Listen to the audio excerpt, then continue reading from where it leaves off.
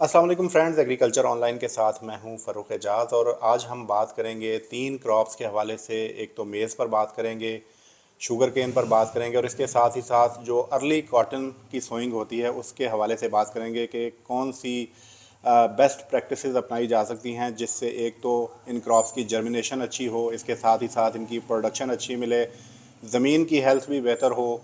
इन तमाम इश्यूज़ पर बात करने के लिए आज हमारे साथ मौजूद हैं डॉक्टर तारिक सुल्तान साहब। सॉइल साइंटिस्ट हैं और मुख्तलिफ बायो फर्टिलाइज़र्स पर ये काम कर रहे हैं। इस वक्त हम national agriculture research centre Islamabad की लैब में मौजूद हैं जहाँ पर ये बायो फर्टिलाइज़र्स तैयार की जाती हैं। 2 तरह की बायो फर्टिलाइज़र्स अभी तक यहाँ पर तैयार की गई हैं। एक तो ये पाउडर फॉर्म में है, बायोजॉर्ड मैक्स के नाम से ये तैयार की गई है। ये पाउडर फॉर्म में है और इसको किस तरह से अप्लाई किया जाता है इन तीनों क्रॉप्स पर वो भी हम जानेंगे, क्या इम्पैक्ट्स आते हैं। और इसके साथ ही साथ जो दूसरी product national agriculture research centre ने तैयार की है रिसेंटली और इसके भी बड़े अच्छे रिज़ल्ट्स हैं, ये बायो ज़रखेज़ के नाम से है और ये लिक्विड फॉर्म में है। और इसके बारे में भी जानेंगे कि इसका जो यूज़ है वो किसान भाई किस तरह से करके इन तीनों क्रॉप्स में अच्छे रिज़ल्ट्स ले सकते हैं। डॉक्टर साहब, बहुत शुक्रिया आपके वक्त का। डॉक्टर साहब, ये बताइएगा कि मेज़ की सोइंग हो भी रही है और कुछ जगह पर होने जा रही है, तो सबसे पहले हम मेज़ के हवाले से बात कर लेते हैं। मेज़ में अगर इन बायो फर्टिलाइज़र्स का यूज़ किया जाता है तो इसका क्या इम्पैक्ट जो है वो देखने में आएगा? जी, बहुत शुक्रिया फ़रूक भाई। जैसा कि हम अक्सर इसका जिक्र करते हैं, बायो फर्टिलाइज़र जो है ना, इसकी जो तारीफ़ यही है कि ऐसा प्रोडक्ट जिसके अंदर ज़िंदा बैक्टीरिया, बायो का मतलब ही ज़िंदा होता है, तो यानी इसमें ज़िंदा बैक्टीरिया, फ़ायदेमंद बैक्टीरिया डाले गए हैं। और अब चूँकि आज हमने बात करनी है मकई, सबसे पहले मकई पे, क्योंकि आजकल मकई की काश्त हो रही है और मकई में मैं काश्तकार भाइयों को ये बताना चाहूँगा कि सबसे पहले तो जो वो काश्तकार जिन्होंने अभी करनी है, मकई काश्त करनी है, तो उनके लिए ये है कि फिर ये बायोजोट जो हमारा प्रोडक्ट है, बायोजोट जो है ना, ये पाउडर फॉर्म में है। तो आपने क्या करना है कि इसका एक पैकेट जो है, 1 एकड़ की जो बीज है उसको प्लास्टिक शीट बिछा लें, उसके ऊपर डाल के चीनी का 2% महलूल बनाएं, जिस इतना मीठा होना चाहिए जितनी कि हम शिकंजवी घर में पीते हैं। तो उस महलूल के साथ उस बीज को गीला कर लें। उसके बाद ये पैकेट खोल के उसमें ये पाउडर है, इसको अच्छी तरह पहले हिला लें और फिर डालते जाएं, तो वो सीड के ऊपर एक उसकी तह चढ़ जाती है। तो दूसरा ये है कि ये जब हमारा दूसरा प्रोडक्ट बायोजरखेज है, ये लिक्विड है और इसको भी हम बीज के साथ भी लगा सकते हैं, फिर हम पहले पानी के साथ भी दे सकते हैं, दूसरे पानी के साथ भी दे सकते हैं। जी अच्छा, पानी के साथ फ्लड करने का क्या तरीकाकार है डॉक्टर साहब? थोड़ा बहुत सा शुक्रिया जी। पानी के साथ फ्लड करने का इसका तरीका ये है कि 200 लीटर पानी ड्रम में लें। उसके साथ अब किसानों के पास ये सहूलत होती है कि ये टूटी लगी होती है ड्रम के साथ, तो उस ड्रम में आपने क्या करना है कि 10-15 किलो जो है वो आपने यूरिया डाल लेनी है और उसके अंदर कोई इतनी आप 10 किलो उसमें पोटाशियम सल्फेट डाल लें जो MOP है, SOP है। और इसके अलावा फास्फोरस जो है ना, वो भी कुछ इतनी आप डाल लें। तो ये खादें उसके अंदर डाल के पहले अच्छी तरह उसको हल कर लें। जब वो हल हो जाए उसके बाद इस बॉटल को उसके अंदर डाल दें और आप पानी के साथ उसको टूटी को खोल दें, तो वो पानी के अंदर सारी खेत के अंदर चली जाएगी। वो मेज़ के जो रूट्स हैं वहाँ तक पहुँच जाएंगे ये बैक्टीरिया। और ये खाद इसलिए भी ज़रूरी है कि बैक्टीरिया को ज़िंदा रखने के लिए खुराक मिल जाती है। ठीक। डॉक्टर साहब, ये तो यूज़ के हवाले से हमने बात कर ली, इम्पैक्ट जो है क्रॉप पे इसका क्या आएगा? जी बिल्कुल। देखिए, सबसे पहले जैसा कि क्योंकि ये जो बायो फर्टिलाइज़र्स हैं ये खुद खुराक नहीं है, ये खुराक मुहैया करते हैं ठीक है। पौधे को। तो जो खाद्य हैं वो खुद खुराक हैं। तो ये जो है ना इसका कम्बिनेशन जो हम बनाते हैं ना कि जी ये नामियाती खाद के साथ ये इसको हम हयातियाती खाद कहते हैं, और कीमियाई खाद जो हम डालते हैं, बिल्कुल। इन तीनों का जब कम्बिनेशन बना के डालेंगे ना आप किसी भी फसल को, तो आप उस फसल का जो क्या कहते हैं मैक्सिमम या बहुत अच्छा झाड़ ले सकते हैं। ठीक है। उससे पूरी पैदावार जर्मिनेशन पे भी इम्पैक्ट आता है? हाँ, जर्मिनेशन में ये है कि क्योंकि ये जर्मिनेशन में मदद देता है। ठीक है। तो जो फसल इसको लगा के आप बोएंगे वो उसके पौधे सबसे पहले बाहर आ जाएंगे। ठीक है। कभी आप एक खेत में इसको ना लगाएं, इस एक खेत को लगा के अगर आपने देखना ना फर्क, वो आपको वाज़े पता चलेगा कि ये पौधे पहले बाहर आ गए हैं।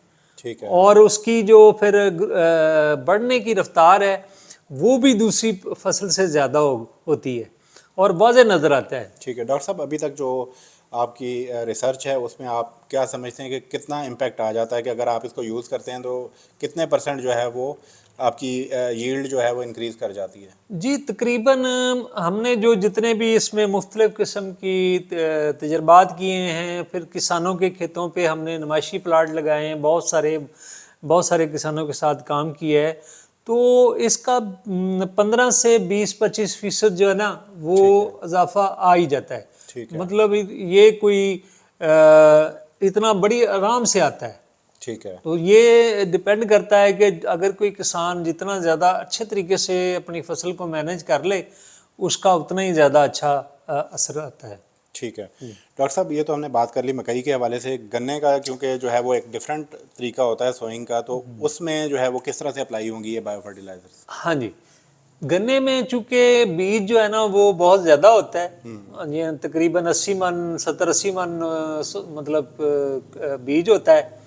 तो पहले आपने बीज को उसी तरह उसका तरीक़ेकार ये है कि अगर तो आपने बायोजोट लगाना है, ठीक है। तो उसका तरीका ये है कि आप 20 किलो कंपोस्ट ले लें या 20 किलो रेत ले लें, उसमें इसके ना 3-4 पैकेट जो खोल के ना अच्छी तरह मिक्स कर लें। मिक्स करने के बाद फिर झोली में उसको डाल के ना जैसे खाद आप केरा करते हैं, ऐसे ही आपने उसकी खेलियों में उसके समों के ऊपर आपने डालते जाना है। ठीक है। तो वो पूरा ये डायरेक्ट सीड को नहीं लगेगा? हाँ, एक तरीका तो ये है कि आप बायोजोट के इस तरह अप्लाई कर सकते हैं। अगर आप लिक्विड कर रहे हो तो उसका फिर ऐसा करें कि उसको आप लिक्विड को जिस तरह स्प्रे करते हैं ना, ठीक है, वैसे ही आप स्प्रे बना के इसका और समों के ऊपर आप इसको स्प्रे कर लें।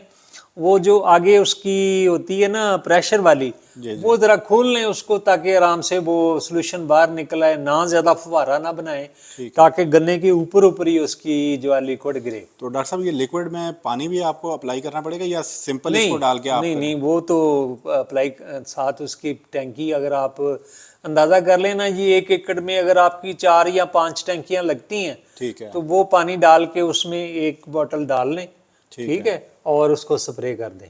ठीक है, हाँ, सही। और पहले फिर उसके बाद तो फर्टिगेशन है, अगर वो बाद में आप फर्टिगेशन के ज़रिए आप पाशी के तरीके से आप इसको पानी में भी दे सकते हैं, उसी तरीके से खादें डालें और खादों में इसको दे सकते हैं। ठीक है। डॉक्टर साहब, गन्ने के हवाले से एक बड़ा इशू आता है कि गन्ने में एक रेड रॉट या जिसको रता रोग भी कहते हैं किसान, तो वो इशू आता है, तो क्या ये बायो फर्टिलाइज़र आपकी उसमें भी हेल्प आउट करती है? बहुत अच्छा सवाल आपने किया है। ये गन्ने की एक बहुत बड़ी बीमारी है जो कि पैदावार पे असर डालती है। तो ख़ास तौर पे वो इकसाम जो बीमारियां जिनको बहुत जल्दी लगती हैं, तो उनमें तो ये बहुत ज़्यादा आता है। ठीक है। तो इस बायोफर्ट ये जो बैक्टीरिया होते हैं ना, ये इनको हम कहते हैं कि बहुत सारी जो फफूंदी है ना उसको ये मारते हैं। ठीक है, ठीक है ना। तो अगर आप इसको डालेंगे तो क्या ये बहुत सारी जो बीमारियां हैं उससे बच जाती है फसल। ठीक है। तो गन्ने में आपका रता रोग और टोका और इस तरह की बहुत सारी बीमारियां जो लगती हैं, 5-6 मुख्तलिफ किस्म की फफूंदियाँ जो लगती हैं, तो उसमें ये होता है कि ये आपके बैक्टीरिया जो हैं वो उनको मार देते हैं। ठीक है। और वो बीमारी जो है ना बिल्कुल वो ख़त्म हो जाती है या मतलब बहुत कम रह जाती है, ये नुकसान नहीं आता इतना ज़्यादा। तो इसके अलावा इसका फ़ायदा ये है कि ये जैसे हम कहते हैं ना जी, इसका बायो फर्टिलाइज़र का एक फ़ायदा ये है कि ये जो मौसमाती तब्दीलियां हैं, इससे क्या है कि हमारी ज़मीनों, हमारी फसल को ना बहुत सारी ऐसी स्ट्रेस आती है, दबाव आता है, स्ट्रेस आती है, जिसमें कम पानी का है, ज़्यादा पानी का है, ये टेम्परेचर का है, लो टेम्परेचर, हाई टेम्परेचर, और इसके अलावा बीमारियों का भी स्ट्रेस है। और इसके अलावा जैसे ज़मीन जो है उसके अंदर नमकियात होते हैं, पानी के अंदर होते हैं, उसका भी आ जाता है। तो ये सारी किस्म के जो दबाव है ना, ये स्ट्रेसेस हैं। इसका इलाज भी ये है कि ये बैक्टीरिया फसल को ना उस स्ट्रेस से निकालते हैं। ठीक है ना, फसल जो है ना वो स्ट्रेस से निकल के फिर जो है ना वो अपने आगे बढ़ोतरी को जारी रखती है।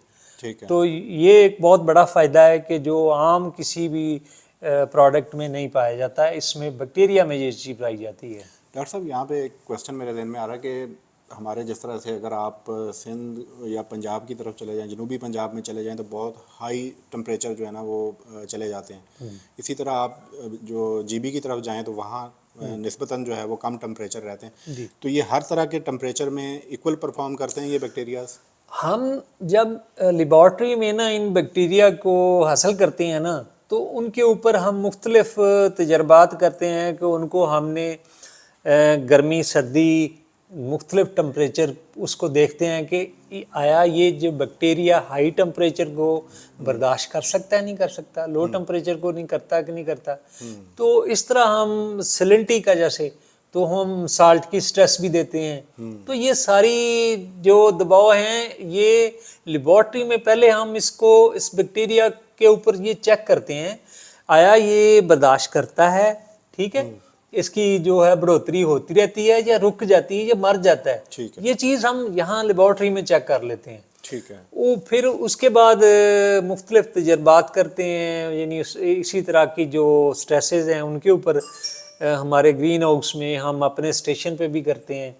और इसके अलावा फिर हम ज़िम्मेदारों के इलाकों में जाके भी हम देखते हैं कि जी ट्रायल्स भी करते हैं। हाँ, इसके भी ऊपर भी ट्रायल करते हैं कि जी ये इसकी परफॉर्मेंस क्या है। ठीक है। तो फिर जाके हमें एतमाद आता है कि हाँ ये ऐसे दबाव में चल जाता है और ये उसके ऊपर ओवरकम कर लेता है। ठीक। डॉक्टर साहब, चलते चलते कॉटन के हवाले से भी थोड़ा सा बात कर लेते हैं, क्योंकि सिंध में भी कॉटन का जल्द आगाज़ होने जा रहा है और इसके अलावा अर्ली कॉटन का पंजाब में भी शुरू हो जाती है। तो कॉटन में जो है वो इसका यूजेज किस तरह से होगा? सबसे पहले मैं ये एक फ़र्क साहब, बड़ी दिलचस्प बात है कि बलूचिस्तान में ना नामियाती बिल्कुल कॉटन लग रही, ठीक है ना, ऑर्गेनिक। तो ऑर्गेनिक का एरिया बढ़ रहा है वहाँ पे ना, वो नया एरिया है और वहाँ पे बिल्कुल ज़मीनों में कोई पेस्टिसाइड इस्तेमाल नहीं हुई। तो वहाँ पे अभी ये बहुत बड़ा WWF का प्रोजेक्ट है, वहाँ पे भी ये नामियाती, ये जो प्रोडक्ट है ना, ये है ही नामियाती। यानी आपने वहाँ कीमियाई कोई चीज़ नहीं इस्तेमाल करनी, ना खाद, ना कोई स्प्रे, ना कोई चीज़ ऐसी।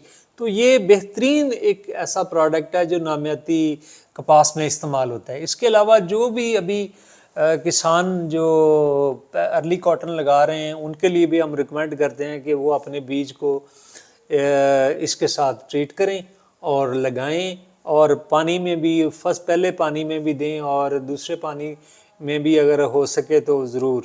ठीक है। तो कॉटन सीड पे अप्लाई करने का तरीका भी थोड़ा सा बता दें। उसमें तो तरीका तो वही है जिस तरह मेज़ को इसी तरीके से ही बीज को आपने वो उसका होता है कि आपने पहले तो उसकी डीलेंटिंग या सीड ऊपर उतारना होता है, वो उतार के अच्छी तरह धो के, ठीक है ना, उसके बाद फिर उसको उसी तरीके से ही आपने जैसे मेज़ को लगाया ऐसे ही उसको लगाना है। अच्छा डॉक्टर साहब, हमारे जो पंजाब में जो कॉटन काश्त होती है वो दो तरीकों से होती है। एक तो सिंपल जिसमें बीज के ऊपर हल्की हल्की सी रुई होती है, उसको एज इट इज़ जो है वो काश्त कर दिया जाता है। दूसरे तरीके में उसको एसिड ट्रीटमेंट की जाती है, जिससे उसके ऊपर वो बुरसी जो होती है वो उतर जाती है। तो दोनों तरीकों में क्या ये इस्तेमाल हो सकता है? हाँ, दोनों तरीकों में यही है कि आपने फिर इसकी जो है ना, जब वो बनाएंगे ना अपना ऊपर नमी से उसको गीला करेंगे, तो उसके ऊपर फिर जब उसको मिक्स करेंगे ना, वो सारा बीज के ऊपर कोटिंग हो जाएगी। ठीक है ना। तो अगर बीज ज़्यादा है तो अगर अब आपके पास मशीन है, रोलर मशीन जो जिस कोटिंग करने वाली, उसमें भी डाल के कर सकते हैं, ठीक है।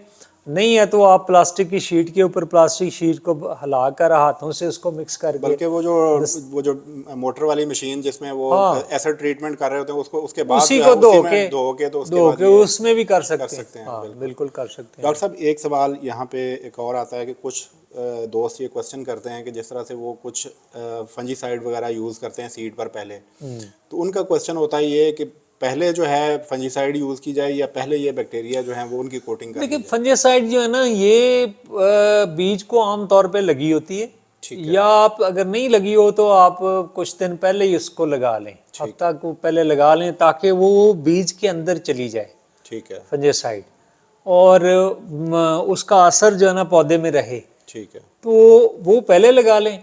इसको आपने जब बिजाई करनी है ना, उस वक्त लगाना है, क्योंकि आपने इसको उस वक्त लगा के ना, क्योंकि ये जिंदा बैक्टीरिया हैं, ये ऐसे जब बीज आपने लगाना है ना, तो इन्होंने बीज के ऊपर से मिट्टी में भी रहना है, बीज के ऊपर भी रहना है, ठीक है। तो ये अपने माहौल में चले गए हैं।